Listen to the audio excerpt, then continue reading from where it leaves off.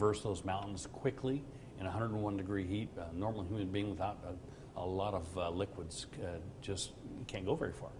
And I'm sure that he's very acclimated to that type of environment, if not that specific environment. So where do you think he's getting his water and his resources? You know, think he's on foot? There's a lot of water up there. I mean, you can find water up there, and we hope that we have him contained. We think we do, and we're using every mechanism that were available to us to try and find this guy, because he's the type of person that we know killed and someone for no reason, and then was willing to have a shootout with the police.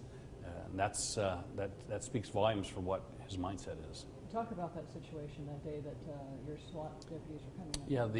Yeah, as the SWAT team tried to clear a mobile home, they were met with him at the end of the hallway. Didn't know he was there, of course, and he opened fire, and the lead officer was struck 2 times, once in each arm, and received some pretty severe injuries. And the other deputy, his SWAT partner, drug him out to safety. And during that process, the other 2 SWAT members and Jose Perez, the one that was dragging him out, were returning fire out of protection. And that allowed him to go out the back and run up the mountain and into the night. And that's where we're at today, is trying to find him. So they went into this mobile home and assumed that there may or may not be somebody in there. Yeah, there's hundreds of pieces of property up there that he could be in, and you have to clear each one of those to make sure that he's not there. And so that must be very unnerving when somebody's actually in there. And you've already gone through how many properties, and suddenly there's some guy at the end of the hallway?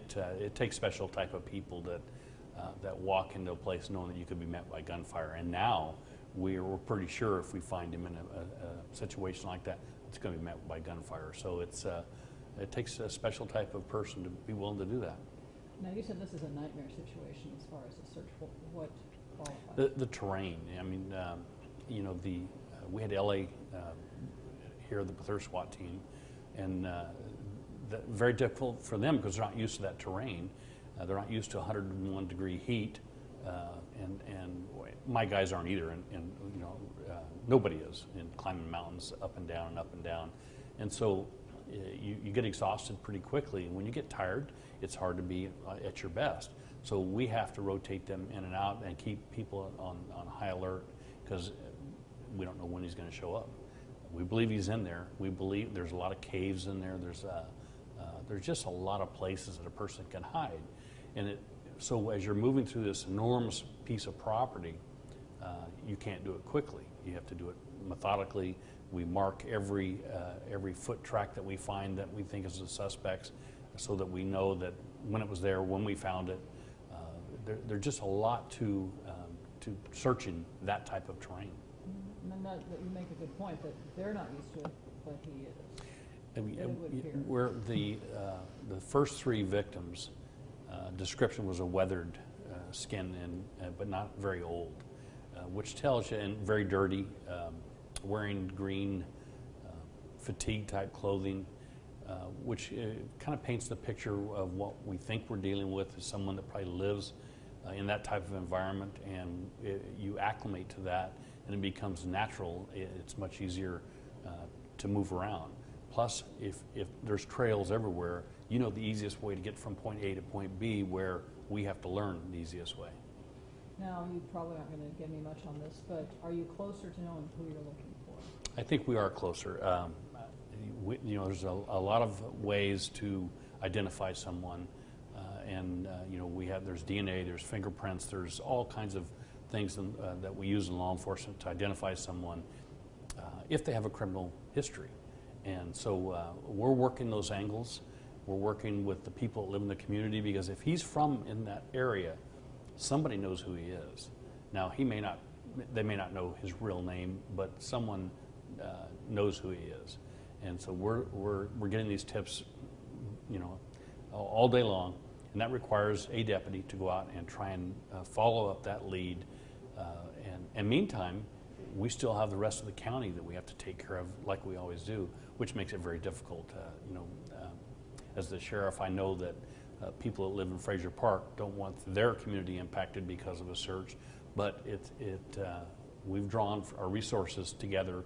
We're all on 12-hour shifts trying to do this as quickly as we can, and quite frankly, as cheaply as we can, because this is going to be very expensive at the end of the day, and we know that. And it could go on for weeks, potentially? I hope not. I hope for that we're in it for the long haul. We're in it we cannot walk away from this guy unless we get to a point where we're convinced that he's gone, out of our perimeter and gone. We're obligated. That the family of the victim deserve better than that, and we're in for the long haul. It's exhausting, but it also inspires us. Speaking of, you've had quite the year so far. Yeah, it's been a good one. Well, how do you deal with that as the leader of this department that has faced a lot of trouble this year? And now you have this on top of it. Each incident is different. Some of it you feel, as the sheriff, feel a bit responsible for. Others, your guys did exactly what they were supposed to do, but they're being criticized. I think that's the ones the hardest to deal with, because I have pretty thick skin. You have to have this job, but I'm very protective of the deputies when they do the right thing. They know that what the consequences are if they don't do the right thing. They've experienced that in the last 9 years. But that's the hard part, is because most cases where a deputy is accused of doing something against policy and wrong, I can't talk about. The Peace Officer Bill of Rights won't allow me to talk about it, so the media and the community can make some assumptions that may or may not be correct, and I have to be quiet, and that's very hard for me to do anytime, especially when I know they're wrong. So are you doing anything special to try to keep morale up? Because I would think just like the fatigue alone right now. Yeah, I've been out there every day, and in fact, I told a group of 20 of them yesterday that the news media wanted to know how their morale was. And they said, "Oh, it's great, it's great." And I said, "See, it's great." I said, "Now, after I leave, you might want to ask them and see, because it's very demoralizing." But they had one of their officers shot, almost killed. They have a citizen that was brutally murdered. This is what we do. This is what gets us up in the morning. They might get tired and they might get demoralized, but I promise you, they're inspired every time they go out there, because they want to find this guy really badly. They're not lacking motivation. They are not.